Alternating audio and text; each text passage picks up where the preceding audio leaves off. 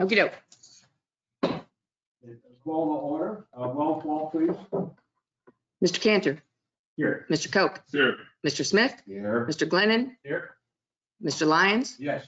Also present is Gregory Dunham, Town Manager, Edward Nazaro, Assistant Town Attorney, myself, and absent with notice is Malcolm Murphy, who is recovering well.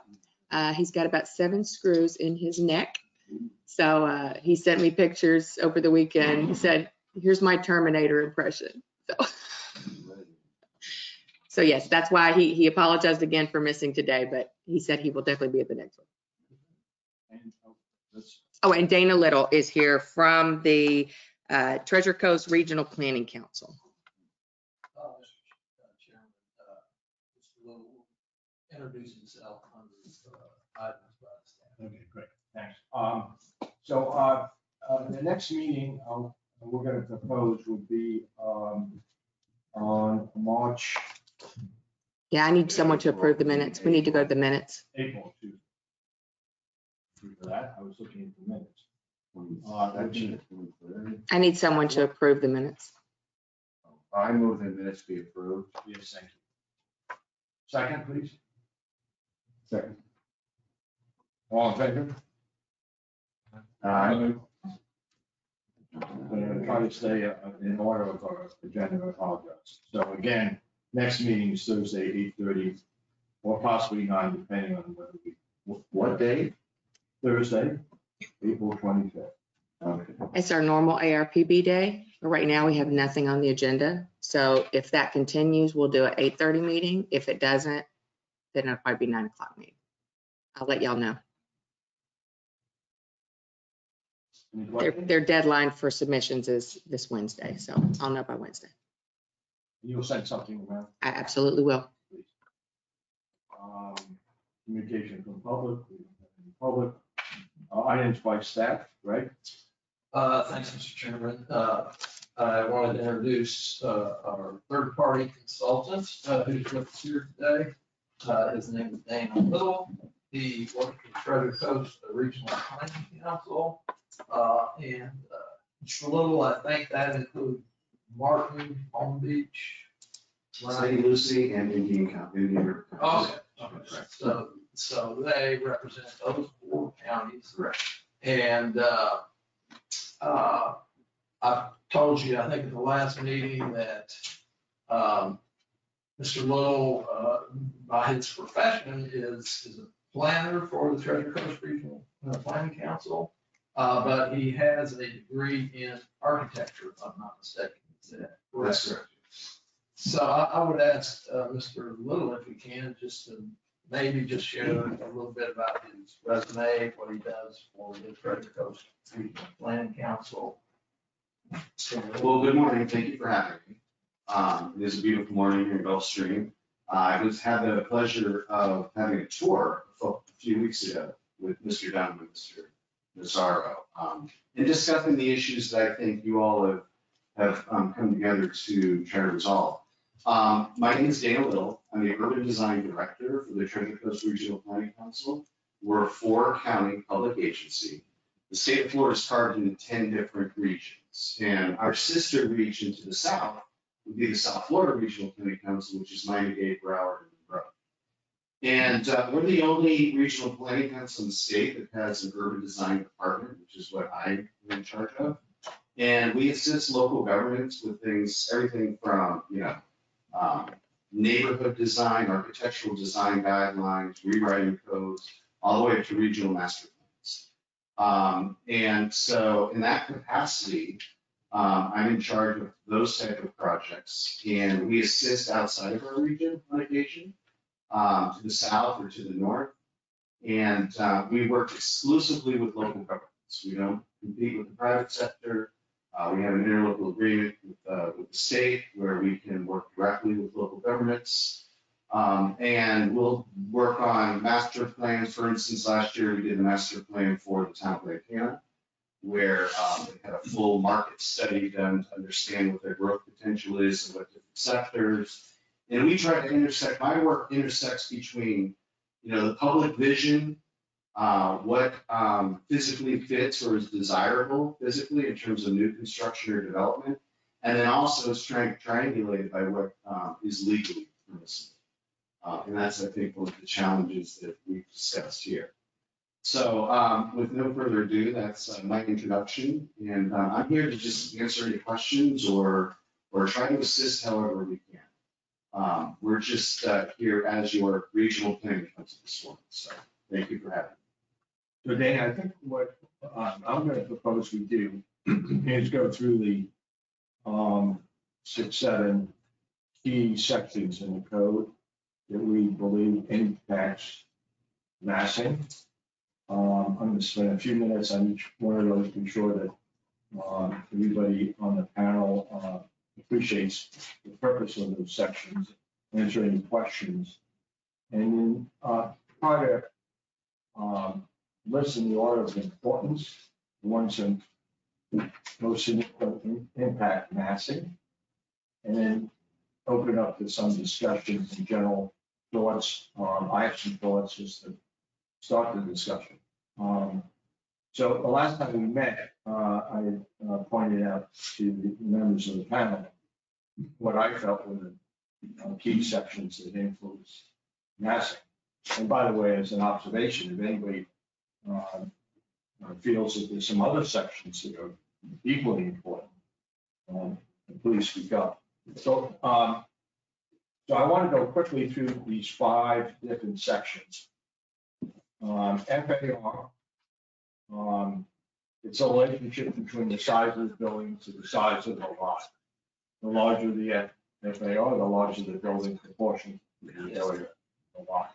As I go along, if there's any question, please ask. The second floor area section, this section addresses the size of the second floor in proportion to the first floor. By limiting the second floor area as a percentage of the first floor, you're effectively reducing the size of the second. And I think that formula is pretty straightforward.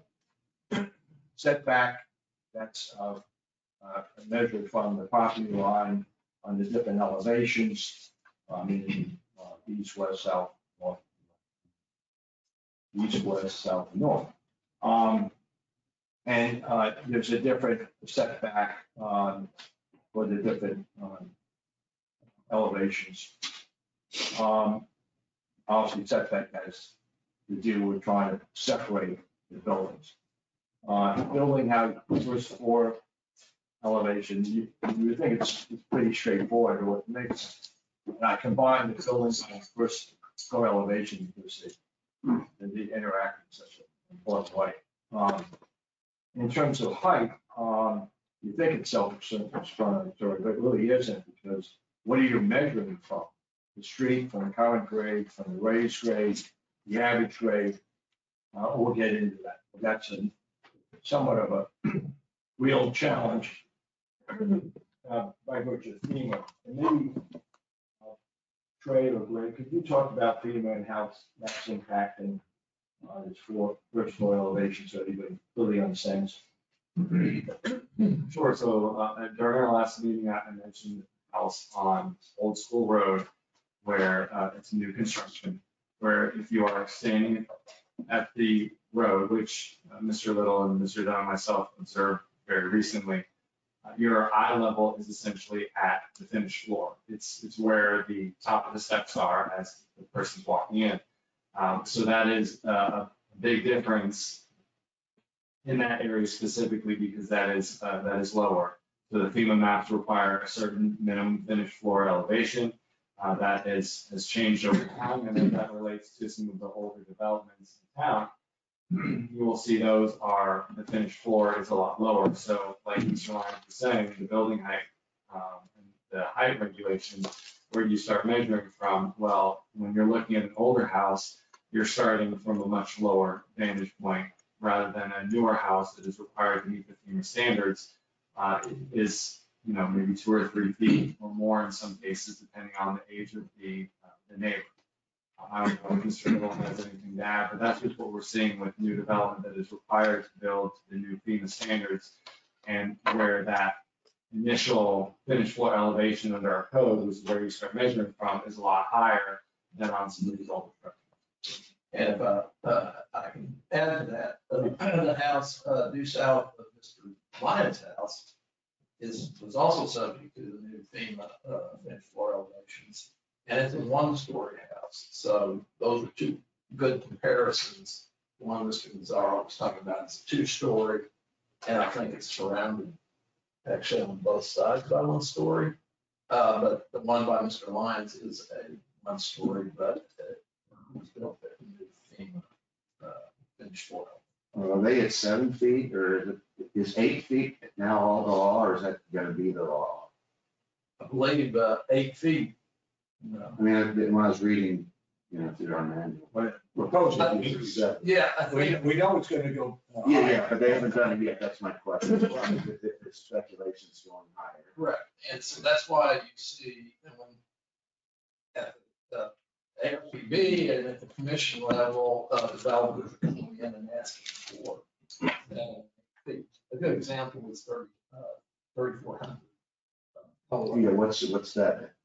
Well, they asked for 8, I'm trying to remember what we. I think we gave them 7. I think. I really don't remember.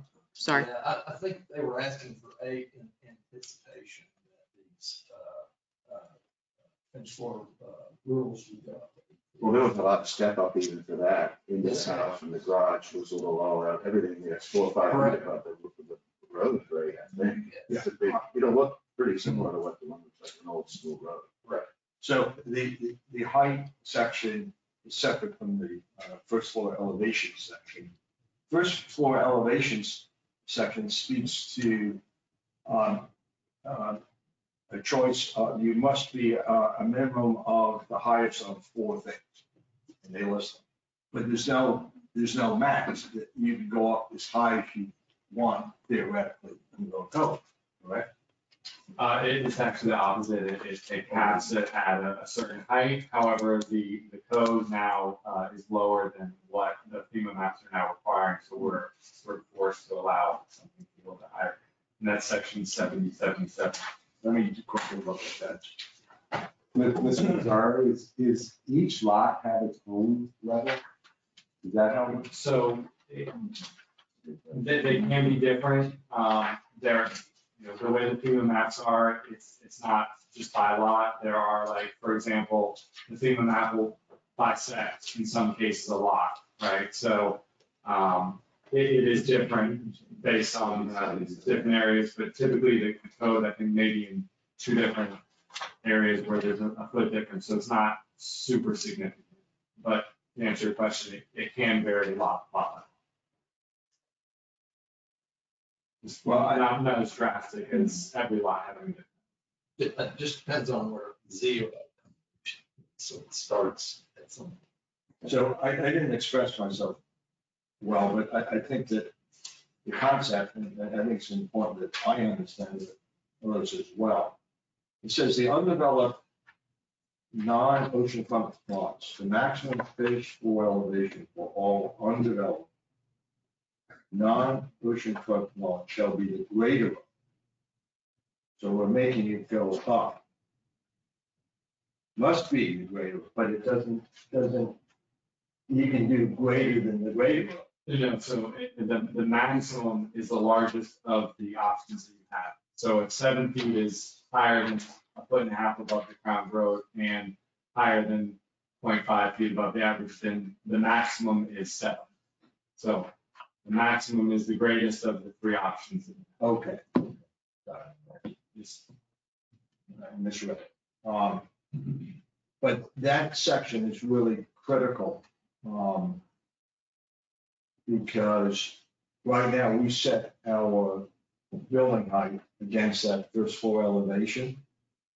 And when I get into a further discussion of some of these sections, I'm going to read from the Village of Southampton and their association, and they examine how it's governed by other towns and villages in the Hamptons. And they measure from different levels, not the first floor, not necessarily from the first floor elevation that's defined here. Okay, so we went over, building height obviously is, a very, important aspect, to summarize. Building form, yeah, sure. So, Trey, on these regulations, are 2, 3, or 2 and 3 ever relevant? Isn't always 8 feet? I mean, just by reading, isn't it just always like 7 feet? So I've actually discussed this with the owner of a property, in Place Soleil, the old dilapidated property that's being developed right now, or will be. The crown of the road is, hundreds of feet away from the property because it's sort of a rectangle. So he was discussing how, the crown of the lowest adjacent road is technically the entrance to Place Soleil, and that is much higher than, something else. So there are some cases where it's possible, but for our purposes in the court, it's really gonna be that 7 feet and 8 feet. There's not gonna be, our roads aren't as high as 5 feet and 8 feet down. So that wouldn't. Right, what about the houses that are up just north of us here, where you actually some of the driveways go way down, level, could you build those today? How would that be set, it's 7 feet? Sure, so I think a lot of those have the kind of finished floor, maybe the second story, and they have like a buildable area underneath. I'm not really sure how that was handled under our code, but I know that's. And I know they're already in the court, it's just, I'm trying to get a feel for the way it's read, it doesn't read real easy. No, but I'm glad that the whole point of going through this is to be sure that we're all on the same page. And I was a little confused on what that said, and now I better understand it. But it's a key aspect of massing. Absolutely. So then we had, building form, roof design. I won't spend much time on those. They're really, architectural, influences of massing. They can dampen it, but they really aren't the elephant in the room. So, what I'd like to do next is have some general agreement on what are the sections that we just went over that dominate this question of massing. Which are the ones that have the greatest influence on mapping? And quite frankly, I think just the way it happens, the order here is probably the order in which I think massing is most influenced. I mean, FAR is a big factor. So FAR is a big factor, plain and simple. And one of the things I didn't include here, and I probably should, is the amount of open space. What's the term? Pervious. Yeah, pervious. Just that, we might want to add that because what we might want to think about when we talk about FAR is pushing more the FAR down to the first floor. But if you do that, then you have more of your hardscape coming there. On the other hand, it keeps the aerial view much more open.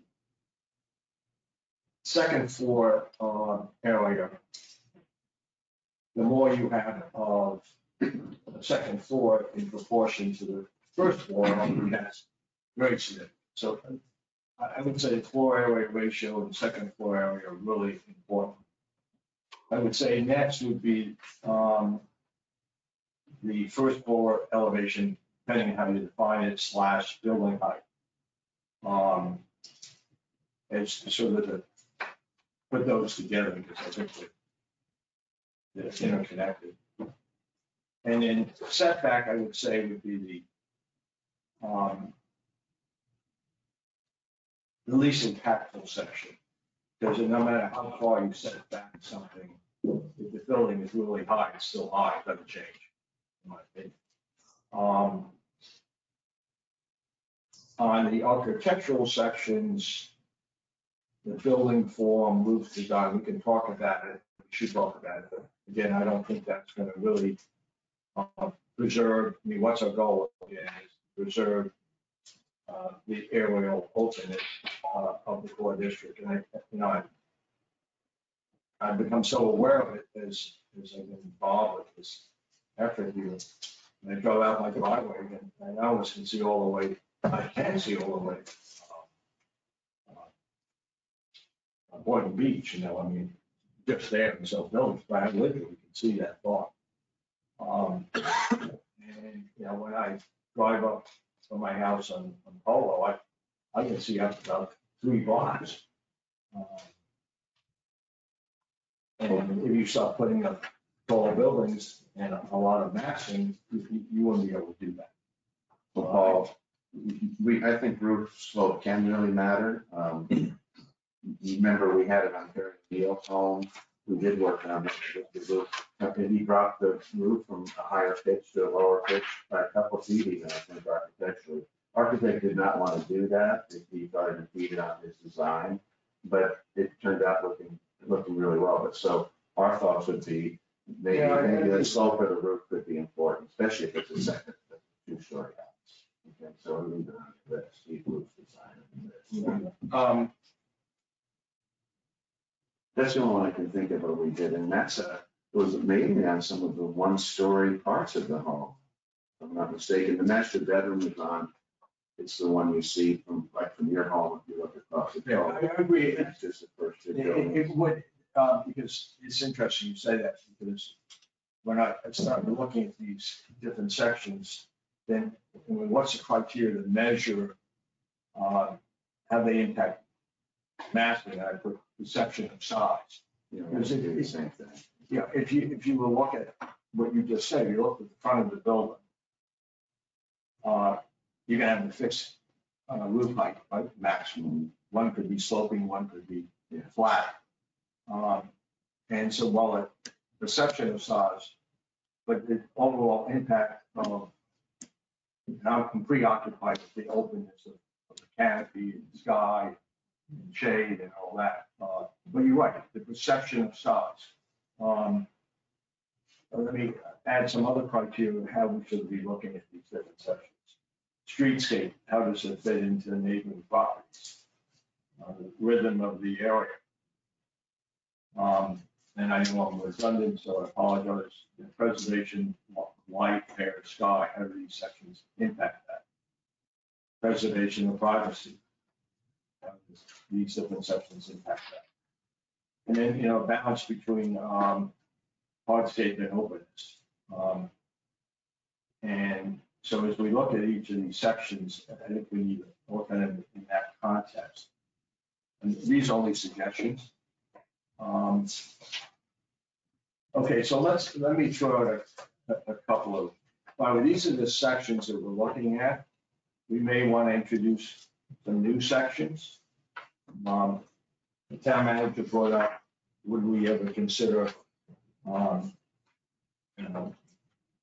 limiting 2-story houses, certain locations? And I'm thinking the corner of Banyan and Gulfstream, where we have the polo cottages. We don't have a historic district. It would be a dramatic change on that corner if you put up a big house. It would certainly, April's house on the corner there, right adjacent to Tom Stanley, she would be south of that. And you put up a big 2-story house, it would just totally change the streetscape. So, again, I'm just throwing out the ideas because that's what our mission is, to identify possible ways of mitigating this threat of overdevelopment. We go down Polo and Gulfstream, as I think Trey might have mentioned at the last meeting, the majority of the houses on Polo, on the east side of Polo. I mean, the majority, 80, probably 85% of one-story houses.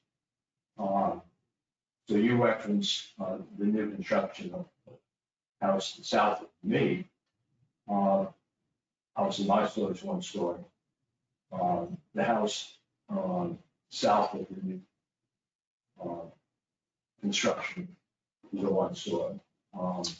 And if you popped up a two story where the streetscape would have been very good or bad, it would, there's no question it would have been very. We often use the landscape as a way of sort of hiding mass. Utility especially. It's like putting lipstick on a pig. I mean, it doesn't really, you hide a problem, but you create a whole nother problem by having this tall vegetation that, I mean, it's just massive. And it creates these canyons around the house, and the house is surrounded by most tall vegetation. And in terms of openness, all that openness is gone. It's not landscape. And while you get some privacy, for Susie and I, when they were building a house south of us, they were coming in to discuss with us the landscaping plans, and I asked that they keep it low. And why would you do that? Well, because the sun exposure of a house, when it's really high, we never get any sun in that side of the house. And we want this. So landscaping sometimes is used to fix. We think it's fixing the problem, but I think it creates another set of problems. So that's an observation.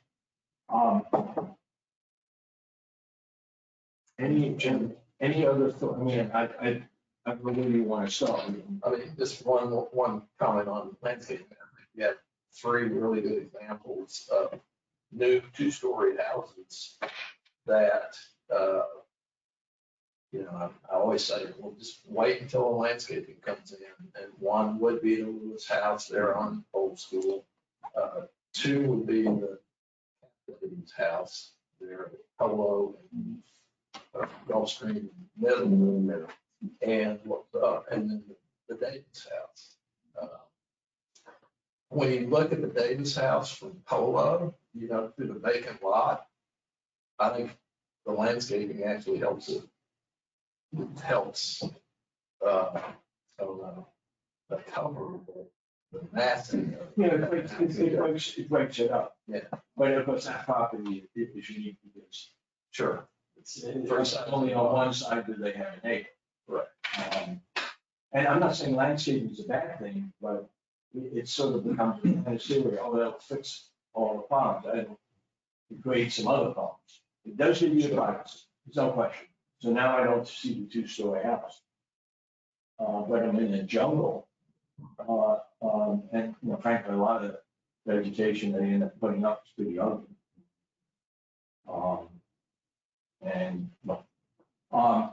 So let me read to you a couple of sort of differences of how other towns have dealt with problems. Okay, so the base height, residential building height, the height is generally defined as the vertical distance measured from the natural grade. In the case of a property of varying topography, some average and natural grades. In all South Fork municipalities except the village of Southampton, natural grade is the surface elevation of the land. Blah, blah, blah, blah.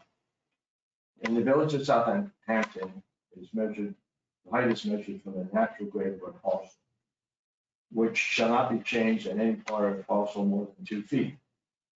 In other words, prior to the application of the maximum height restrictions, up to 2 feet of fill is allowed to raise the elevation of a property. as a result of relative height of new residential construction compared to adjacent streets. The neighboring part is 2 feet high, same property. The Village of East Hampton, you know something about, has instituted a sliding scale for height restrictions. The larger the lot, the higher the permitted height. So that's a thought. In the Village of Southampton and Village of East Hampton, Town of East Hampton, all regulate gross floor area, they are, by one set formula, regardless of lot size. Yeah, these are not recommendations, I'm just showing you how other towns deal with it. It's a percentage of lot area plus some constant.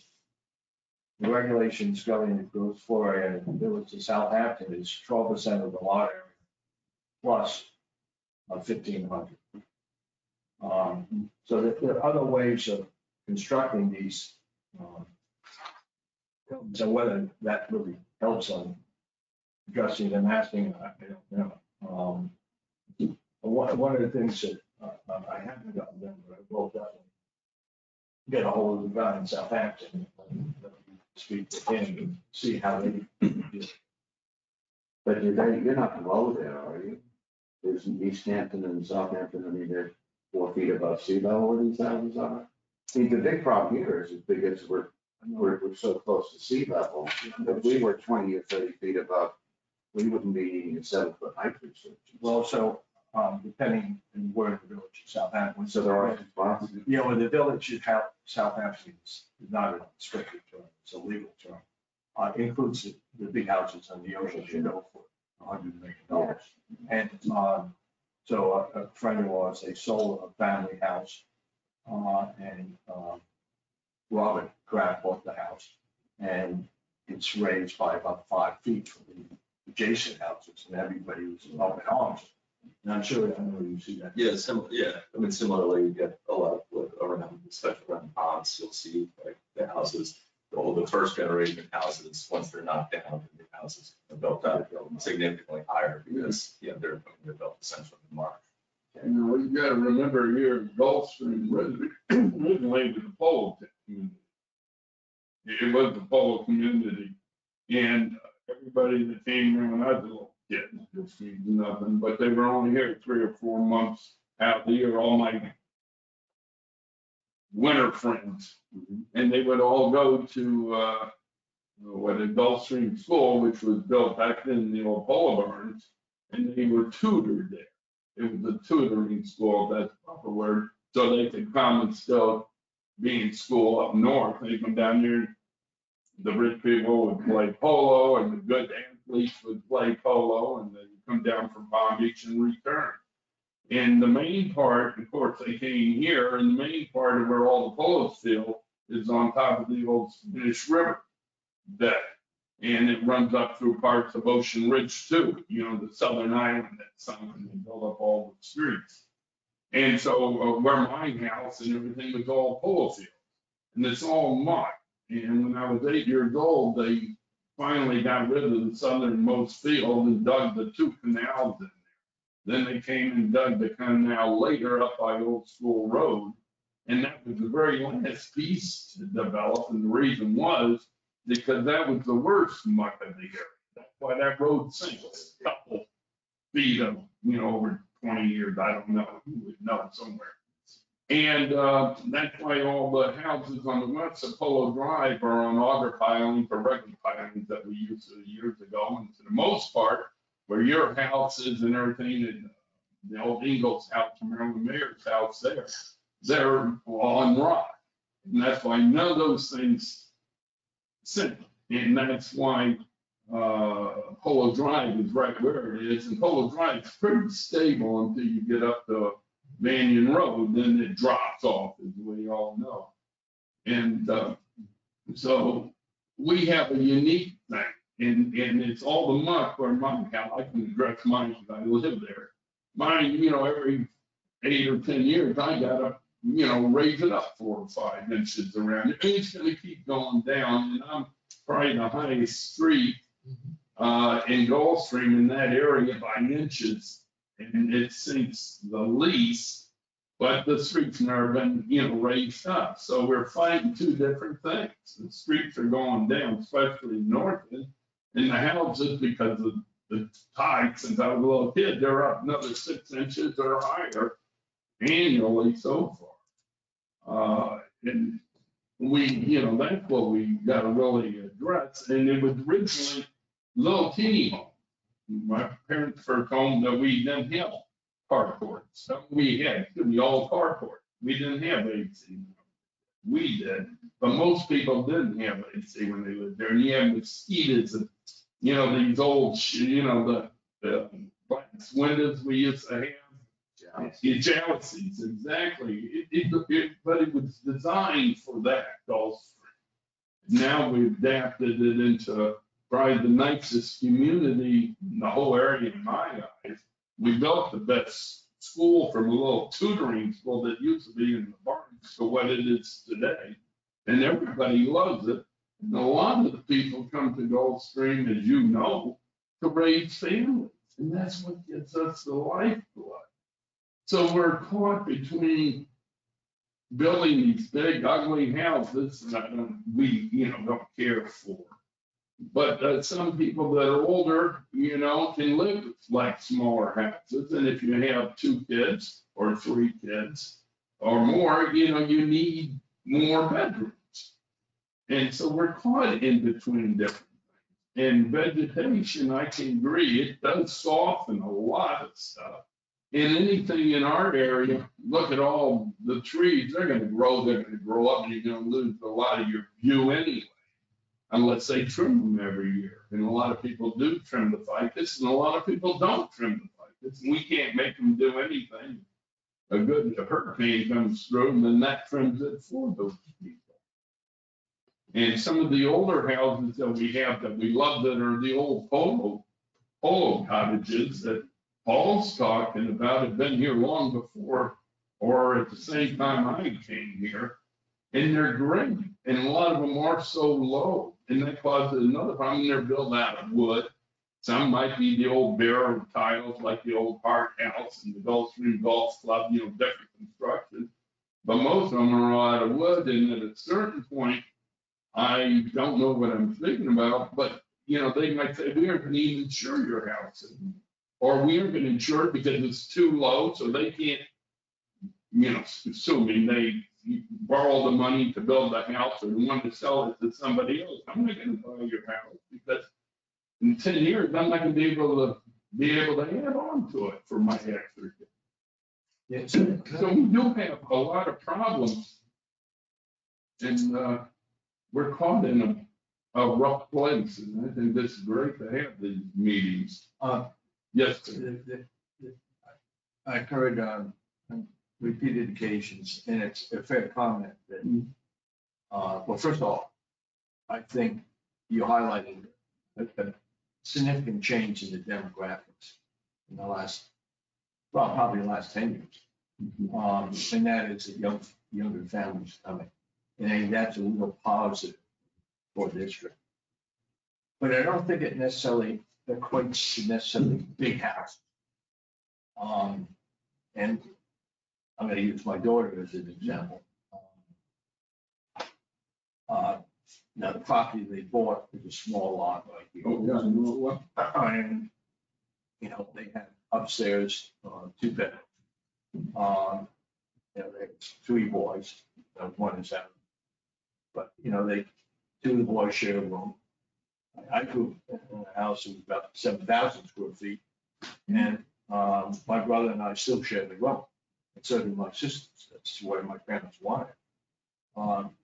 And the house we had was far too big. I mean, there's no reason to have it. So I think that you can still have enough rooms for a typical family. They may not be gigantic rooms, and they may not have these enormous ceilings. But you can still live in this community. If you really want the more massive house, there are other communities nearby that you could buy those bigger houses. And I think we offer an alternative to what is typical today, and Lake Ivan, someone was mentioned to me that she had been around here a long time, and how Lake Ivan has been ruined by all these big houses. Yeah, I agree with you. And I'm not pushing big house. I'm just looking at the picture through open lenses, that's all. So as we think about changing things, what we're gonna be doing is keeping the uniqueness of the core district, preserving that. And it might not offer quite what a new family might want to have, bigger rooms, higher ceilings. So, they have an option going someplace else, but there can be families who, like our daughter, I mean, they're happy having the house they have. They can afford to have a bigger house, but, they didn't need to have a big house. I mean, you have a one-story house, and so There's a second story. The second story is very small, but it's primarily a first story house. I mean, condos are seen in Yeah, this but the very fact that we well. don't even think of it as a two-story Yeah. house is a good thing. Yeah, and particularly. it's kind of like, it's a lot that has mixed elevation, and so it has a basement, which is like, I can't believe it was somehow, I couldn't believe I thought I was done with that one. So, I just wanted to. no, I think that, I think it's a really good point about the families, and if we're deciding, I imagine we'll do it similarly, we decided to move to Gulfstream for the community, and the house was, we were love the house and very happy with, as long as it has a minimum viability, this is enough size for our family, that, that is a secondary factor in why so it's the community, and then the house, as long as we're not, going into, I think, restrict just restrict the sizing the family could live in, given modern, whatever sensibilities. I think we'll be fine. I don't think that, to your point, if you want a 10,000 square foot house, then you can go to other areas of South Florida. But for Gulfstream, I think people are making decisions on community, and as long as there's kind of a minimum threshold for livability for size houses. When you look at, I found an old plat of Gulfstream, before we divided up, divided up and had lots together here. And we're talking just about the core area, and basically the entire core area is 100 feet.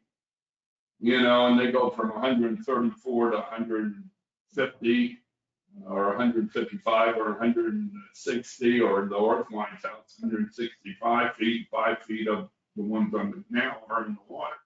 So we can't build big. You know what I mean? We can't. Yes, we got like Davis's house and everything. I think at the end of the day, I think it looks fairly good. The town didn't have to sell them the piece of property that they own. The town didn't have to give them rights to use that. If they did, I wasn't part of any of that. The square footage. So the town created some of that too. But at the end of the day, especially since it's planned and I go by it in my boat, I'm not sticking up for them, but you know what I mean? It has toned down a lot. And pretty soon, nobody will ever be able to see that house unless you drive down Banyan Road. Except for the people that are on the code. It's interesting, even if you drive down Banyan Road, because of the great trees they have, you barely see the house anyway. I mean, it's. Yeah, no, the two beautiful trees that are in the front. Oh, absolutely. But that's big trees. So if from their house looking north, the trees block all their view. You know what I mean? But I like to see too. I like to look out, And there's a happy medium in all that, but they can look north. But they don't care. They got the water on three sides. And they got the world very beautiful views. The morning sun, the afternoon sun, they go to the east side of the house. I know, but they're lucky. I can't help myself. Regrettably for them, that some of their views is, of course, in the Boynton Beach, and some of the houses are pretty ugly. I mean, there's one talking about massing, next time, Mhm. when you look at the Davis's house from that open lot on Polo, you look a little south, you'll see this big house. And also they had like colored lights. Well, I can sort of see that, and it's personally, the colored lights change throughout the night. No. Yes, they do. I can take pictures of it, at the thing, you know, at the end of the street, Weeksman's old house, stairs right up. They can change the colors of those like red, green, yellow, and blue, and change it to different things anytime they want. And you gotta worry about things like that more so. And at the end of my canal next to your house, you know, one time, and they're still there, they had a whole bunch of bright lights in their seawall that are real bright. And I got pictures of every one of those that were taken. But my, you know, and the town addressed it, thank God. I don't know how strong we are, but I don't know if any of that's in here. You gotta worry about people decorating their houses with color. Well, by the way, Can you make sure we get those addresses so we can send a code enforcement letter? Now, the reason I mentioned that is really to highlight how fortunate we are that we do have a code, and we don't have those issues. Gary, you were gonna say something, and I was wondering if, since we have Mr. Little here, you Yes. spent a lot of time, if you could, Mr. Little could go through what he sees and how our town is different and what you see as potential different options. Thank you. You know, I've not spent a lot of time in Gulf Stream. I've driven past it, through it many times. So the tour that we took a few weeks ago was very illuminating for me. And keep in mind, our office, we worked in Palm Beach and we worked in Belle Glade, everywhere in Richmond. So every town and every city has its own issues. So I've been trying to understand your issues or your concerns, and I think you've been pretty clear about it this morning, is just overbuilding. You know, and the character of the town changing. I understand the notion of openness and view corridors and things. And, you know, as I go through and I just flip quickly through your code and then, you know, in traveling around a tray and the manager, you've tightened up the code pretty substantially, I think, over the years. Like, for instance, now the second floor in court can only be 50% of the area of the ground floor.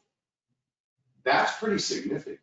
You don't see that in many places, unless you're going over, say, 5 stories or something like that. So obviously that doesn't apply to you, but what I'm saying is that in residential areas where you're limited to 2 stories, it's rare to see that level of restriction.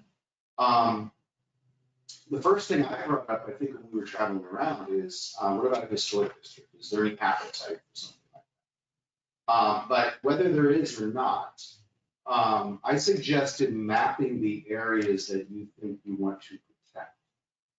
You know, new construction that's already occurred, that's water under the bridge right now. So what are the areas that you want to try to preserve the character? And at least map those for your own information. And then they may start to identify districts that make sense for maybe an overlay or something.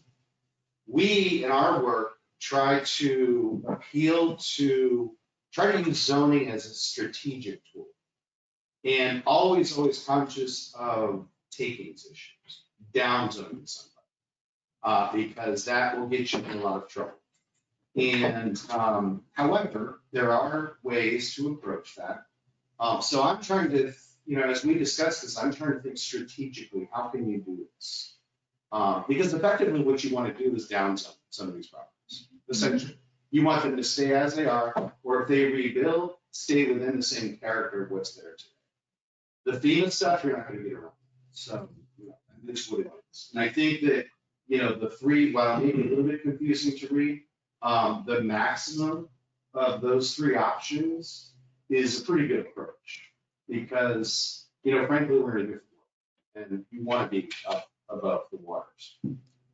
So I personally wouldn't spend too much time on that, so long as you feel comfortable that we've limited it to the maximum that it has to be. One of the things I really like the side setbacks at the second story that you've done. Maybe a way to incent people to do things differently. One of the things we talked about is rather than the second story being parallel, the long side of the second story being parallel to the street, rather there's an incentive for the short side to be visible to the street. This gentleman here, I'm sorry, I don't know your name, but they were referring to your house. Now they didn't realize that it's 2 stories. So I'd be curious how your house is configured. And also what the front setbacks make a difference. Because for some of the new houses that we saw on our tour, for some reason, it looks like they're closer to the street, which I think is going to exacerbate this concern about grading. Granted, it's only 2 stories, but I can't. And I understand the sensitivities. So the long answer to your short question, and I don't even know if it was an answer, but I would try to map the areas that you want to preserve and think about strategies with which to do that. And maybe there are things you could do, tweaks to the code. It seems to be the first floor, or excuse me, the second story, that's the bigger concern. But I would also be very cautious of the front setbacks too. I know some of the lots are more shallow than others, and so that can present a problem. And then whenever there's a condition like that, you're on sewer system, right? You're on septic. No, but both ways. It's both. Because that creates challenges, of course, with drainage fields. One other point is that we found out last time is that the FAR, apparently the maximum you can build on every lot works on a 1-story as well as a 2-story. So it's not like by building a 2-story, you can build a bigger house, and that's on the lot. So some of the things that you seem to be talking about, like just setting that back, or you played with the side setbacks, you say, listen, for the 1-story, you get an extra foot or whatever. You can do it. We built a 1-story when we realized that to get the same size house. I'd say the one restriction that we felt a little bit tight on is, in order to do that, basically a square, and they gave us a little bit of thing to build a patio in the back. But I mean, I don't think any other time when you try to do this in Delaware, you have to reduce the FAR, right? Personally, I don't like that because it really messes with people's property values at that point. And it already fits in a 1-story, so you have that advantage. So I kind of agree that it probably is a lot of tweaks. And I also agree, like the house next to me on the corner of Palm, it's a 2-story. It feels like it's on the street, so that setback would make. If they had a setback, there's nowhere to set that one back. But you kind of, without doing a whole lot, I think you can make it so almost everybody can choose a 1-story. Right. And you have a maximum. You also measure your maximum height to the top of the roof. Right. A lot of communities will measure to the middle of the roof, middle of the slope, which I never quite frankly understood because you don't ever see it unless you're further back. But that's more restrictive than most communities as well. Now, one of the issues I think we discussed is folks that want to build a new house, obviously, they want to have it modern, all the modern conveniences, but also sometimes real soaring ceilings. Like the internal floor to ceiling heights can be very, very high. What is your maximum, do you recall what your maximum restriction of building height is? 35, but Floors? I think it's 30 with a, for the chimneys to go up 35. Okay. What did it? I also recommend too, that if you haven't already, and I'm an outsider, so I'm seeing things through my own eyes, and I don't have a history to compare what I'm seeing to. I don't know what the before looked like, so I'm driving around with your manager going, how this place works. Because the architecture that's coming in is fantastic. Comparatively speaking, I'm gonna spend a lot of time working with communities on design guidelines, and you guys are way ahead of it. You've also got great architects that are working too. So try to boil down the core issue, which I think is massive. And then I would build a catalog of the photographs of the places that you think work well, the new construction that works well. And then, try to ensure that the code enforces that type of design, or if not, modify it to do so. But, we also, as I said, discussed mapping the areas that you think should be preserved, and then discuss strategies on how to do that. I was throwing out some crazy ideas, like, we've actually recommended some communities to downzone themselves. If you're willing to downzone yourself because you care about the community, in the future of it, there's nothing wrong with that. You can leave it. The challenge is if I want to downzone you, and then that's presumably taking some of your property rights. And so it quickly becomes a legal issue. But, you might create an incentive zone or something whereby you get an additional bit of FAR if you stay at one story. Which is the inverse of what a lot of communities are doing, because their desire is more investment, but you're trying to just calm it down. Can I answer a question? Please. This is, you might call it philosophical, but I've heard from knowledgeable real estate people that because of the uniqueness of the town, the value is in the uniqueness, and the FAR is obviously important too. But to look at it in a one-dimensional term or a financial perspective, it's all about FAR, is not what, in my opinion, drives the value.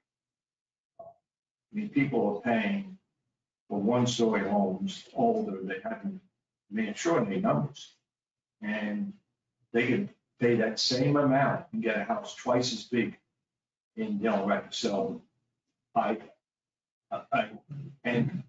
in fact, I think Delaware, if I read it correctly, now on the ocean front, they're reducing the FAR. Did you see that in the Coastal Star? Yes, I mean, I don't know. it's still 2 or 3 times what we would allow. No, that's not the point. Way down. And I will confirm this, but I'm virtually certain that in the village of Southampton, they're down zone. So I hear about, and the village of Southampton has some of the same unique characteristics. And I'm talking, well, they have districts or zones, whatever they're called. Where I live, other than a small property like here. And they did that.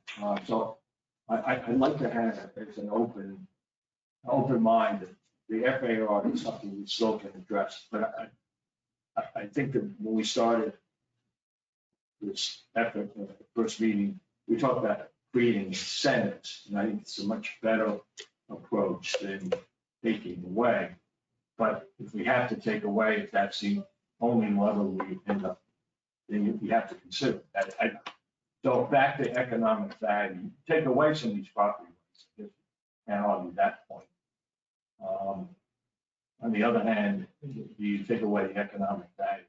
Sure, that's the case. So, well, we can debate that. Well, in my experience, I've worked in some communities where this notion of, yes, let's downzone, okay, until it comes to my property. And it's just basic, human nature. Most folks aren't going to do that. So that's why an incentive approach, I think, is better. FAR, by the way, as you know, all of you, it's a planning tool. It's a relatively blunt tool. It doesn't provide you predictability. It just helps you calculate how good or bad things are going to be in the future. And it does help limit the massing. But my little calculation here is you've got a 16,500 square foot minimum lot size in the core, which is a pretty healthy lot. That would yield at 0.33 FAR about 5,400 square feet. Now, I wouldn't know, without having designed it, but it sounds like you might have a recent experience. 5,400 square feet with the existing setbacks and things, and if it had a drain field, et cetera, would probably fit on that lot in one story. It did next, how big is the house next to you? Less than 5,000? Oh, no, it's over 5. Okay, so he's got the perfect example, the new one we referenced earlier. Next to I've been to the house, it works great for them, that's their style. We happen to have a smaller house and more dirt. I like dirt, but that's a preference. And that's what, if you wanted to buy my house, you get more dirt.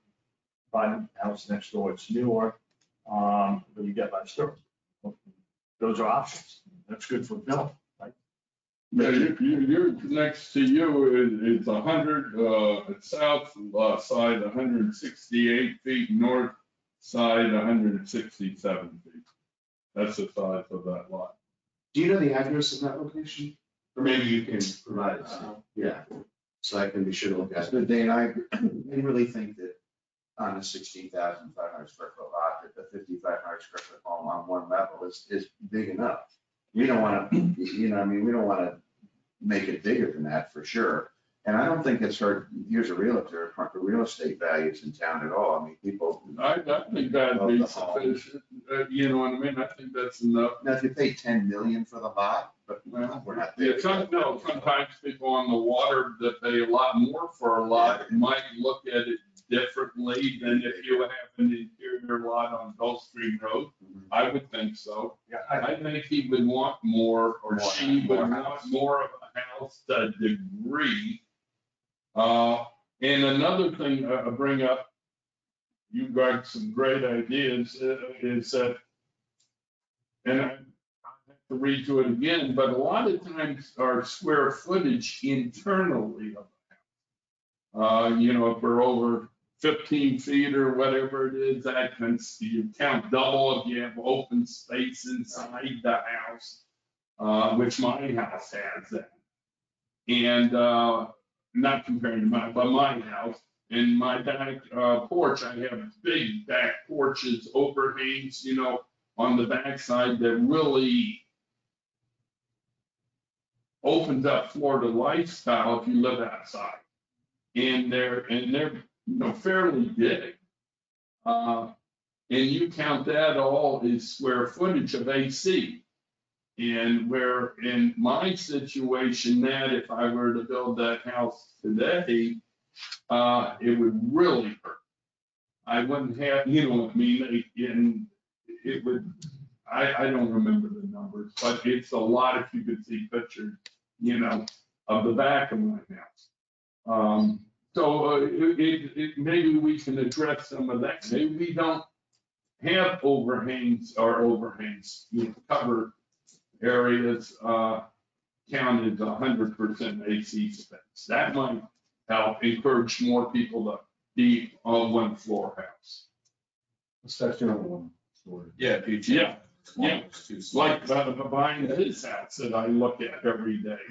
The town allowed him to do something out there with a full roof and everything, and a fireplace and a TV and everything. And it's lovely. It's already in the code. There's no. No, but it's lovely. I think it's great. And they use it a lot. They don't see it. I want to go back to the Yes. mapping concept, because I think that's intriguing, sort of kind of what my orientation is. You, on the codes, the property, I'm sure that per square foot, we pay 1.5 times on the code. I'm just coming up with some number versus the home. And when, now also, and most of the, it seems like these big houses kind of fit better on the codes. I don't know why I say that. It's my perception. So whereas the interior between the east side of Polo and the west side of Gulf Street, those are where right now most of that interior of the court is one story.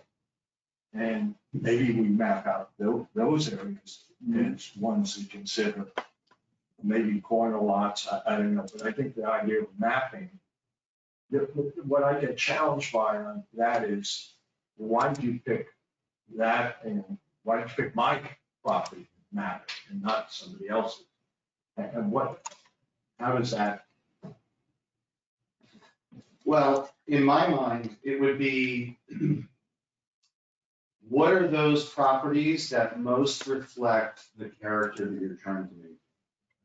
And I'm guessing that the majority of those would be some of the older, if not original homes, which I live in a 103-year-old house. I'm very sensitive to tiny bedrooms, no closets, et cetera, et cetera. So, the idea isn't to, preserve these homes in amber forever, and not allow them to modernize or anything like that. But if they were to be replaced or heavily damaged, they may be made out of, hollow clay tile or something, and, something happens, that whatever replaces it is consistent with what that original scale and character and, you've got the design stuff covered. I mean, in terms of materials, techniques, roof types. The fact you've got people coming in and building new roofs with concrete tiles alone is pretty impressive. But, so maybe you identify those areas. And so your question is, well, why did you map my next door neighbor's house and not mine? Well, because my house maybe is newer and doesn't reflect some of that historic character. Not that it's bad. It's just not, it doesn't fit within what I would consider a historic district without it actually being a historic district. It might just become a single story incentive district or something. Have you, Mr. Little, have you found any, or in your work, do you think that there's any community within South Florida that you've seen that does this kind of sub-segmentation, like, that has achieved it, in a manner consistent with that you can essentially look at? Sure. I mean, cities and towns will do overlay zones all the time. So you wouldn't necessarily be changing the zoning because that gets sticky. You wouldn't, I don't think this warrants a town initiated rezoning of people's properties.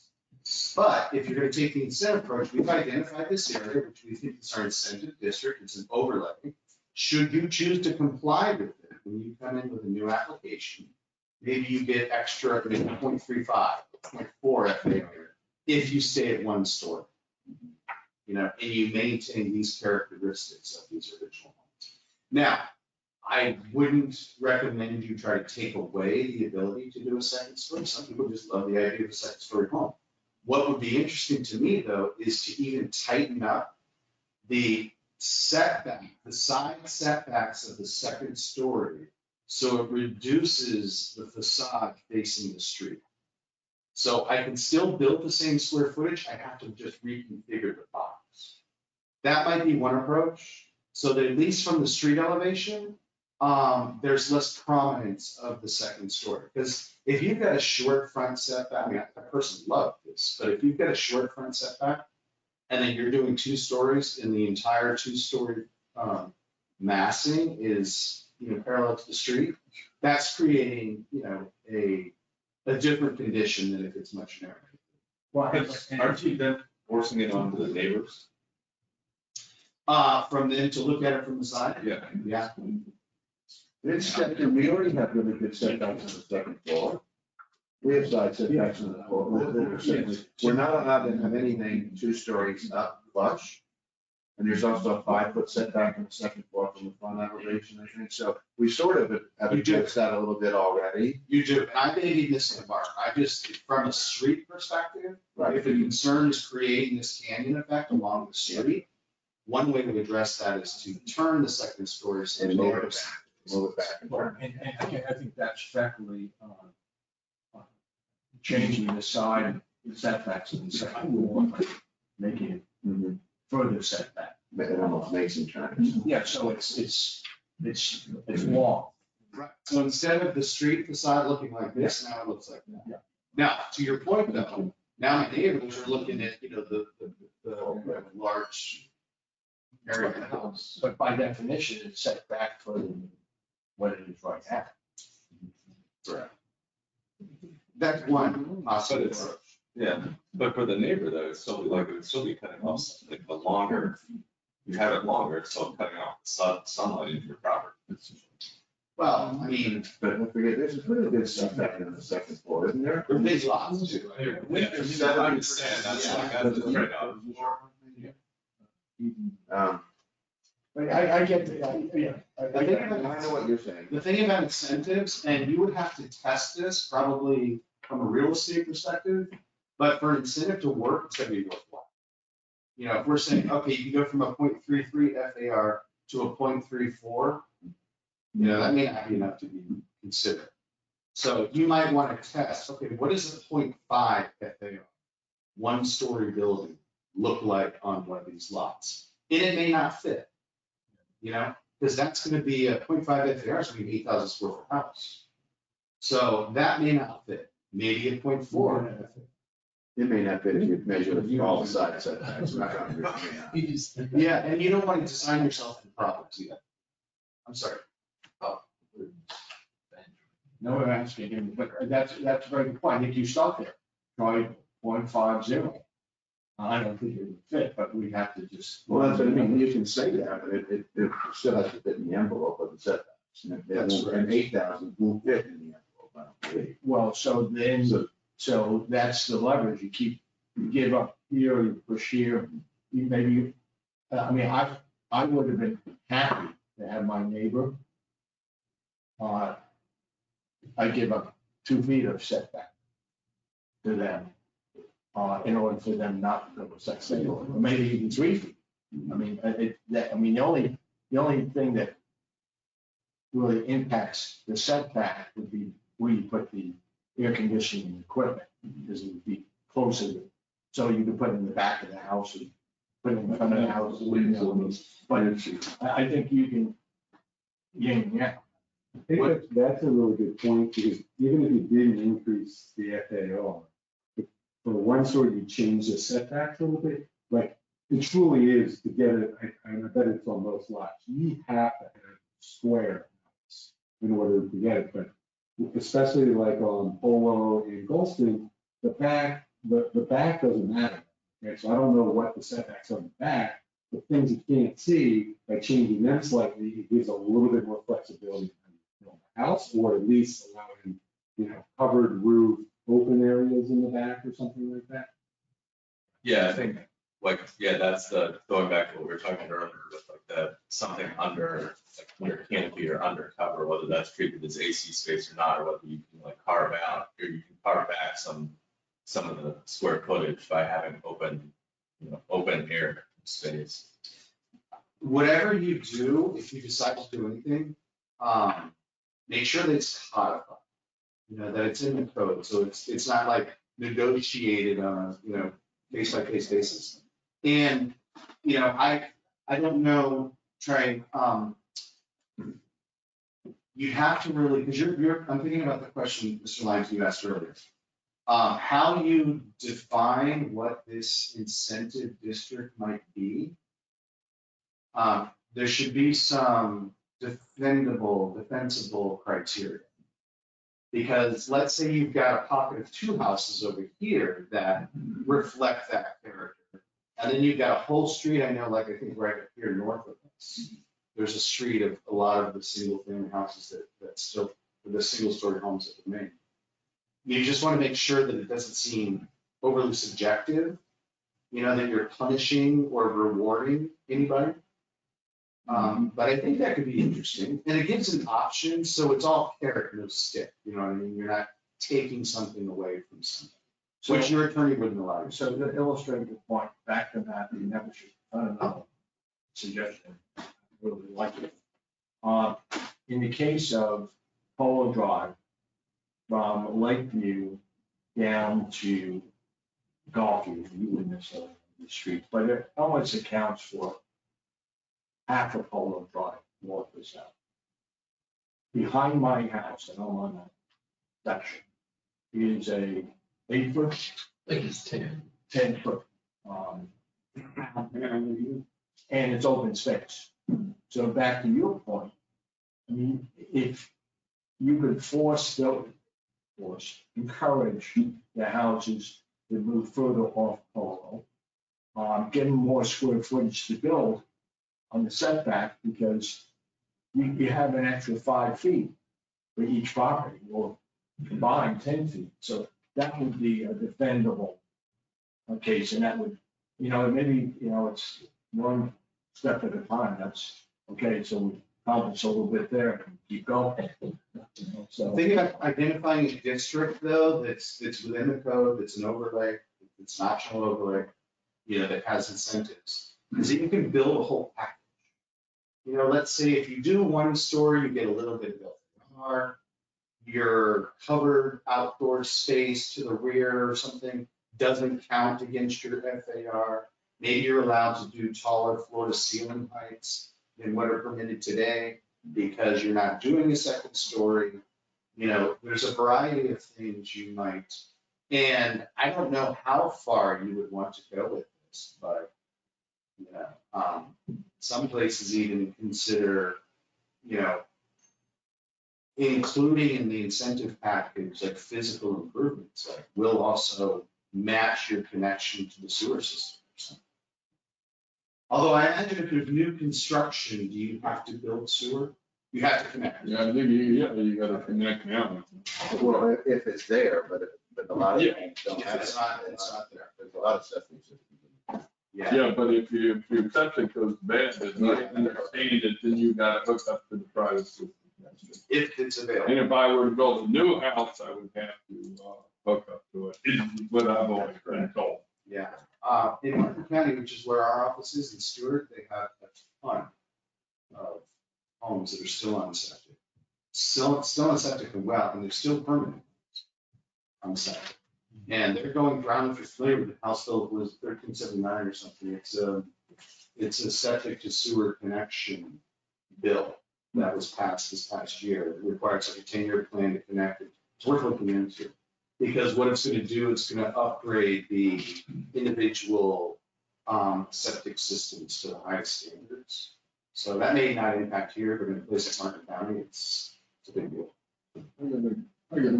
Is it possible going along this plan that the internal lots, we'll call it, in the core area, the small ones, not the ones on A1A, the small ones, that have the alley behind it, that we can come up with a plan where you move it back closer to get you further off from the street? Maybe have another incentive plan for all the people that live on the intercoastal that have 100-foot lot or whatever. 100 feet, although you've got 150, my rules might be different actually. So that you can build maybe closer to the intercoastal instead of 30 feet, maybe 25 feet. I know some of the houses with a 100-foot lot that are 2-story, instead of being 15 feet off both sides, or like mine, except for the garage is 18 or 19 feet off both sides. That I didn't have to do, but I did it back then. And the house is, so the second floor is already set back further, even though it goes in essence straight up, it's still set back further, and it gives it a lot more side space. Maybe you can look at that and possibly look at the overhangs, or I think, I've got some things. Sure. And even the front of my house, which is very old, it's in your manual here, how I got different roof angles, and I chopped off the top to lower it from the front because it looked too tall. And the back is basically pretty square with a lot of overhangs that I personally like. But the average person don't realize I'm about 18 or 19 feet off the property line for the main body of the house and the whole back. And it might be just something to look at. You look at it every day, and maybe some people like it, maybe some people don't, but it might be another way to get more. You go by my house, you on the east side, you can look all the way back to the canal and see my boats. I was trying to keep this to an hour, and I'm glad we've had this discussion, but let me, unless somebody would add anything else from staff, I'm happy to stay longer, I just don't want to, I know Tom's got a busy time right now.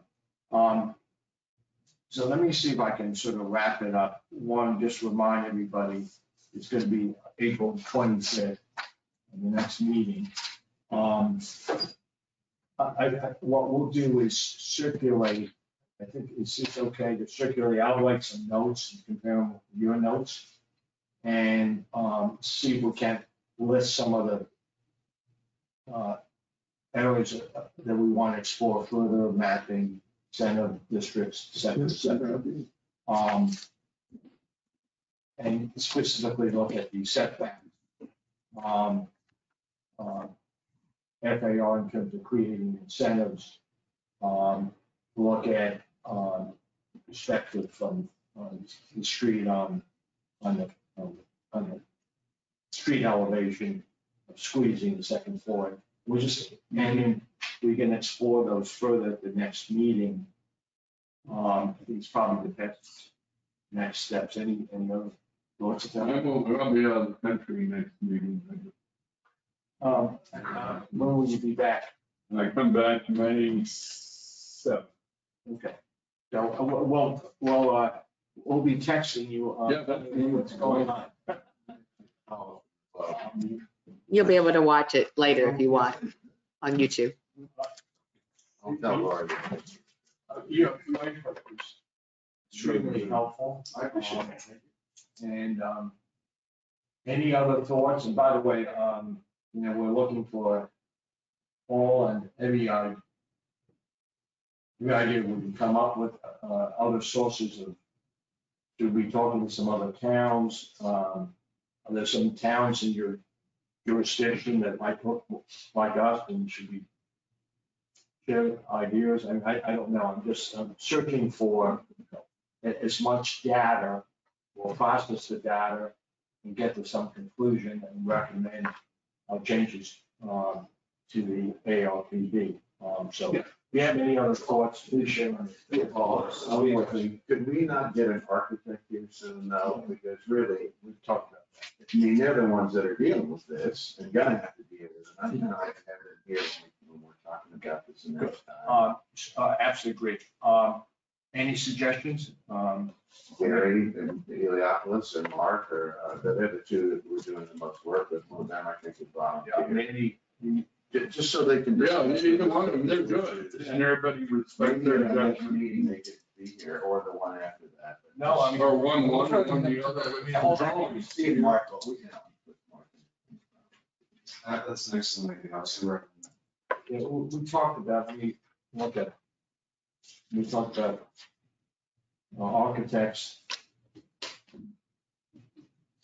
City planning, so you helped us on that.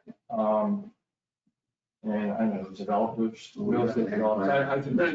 Yeah, you want the architect, you want the look that you want to achieve.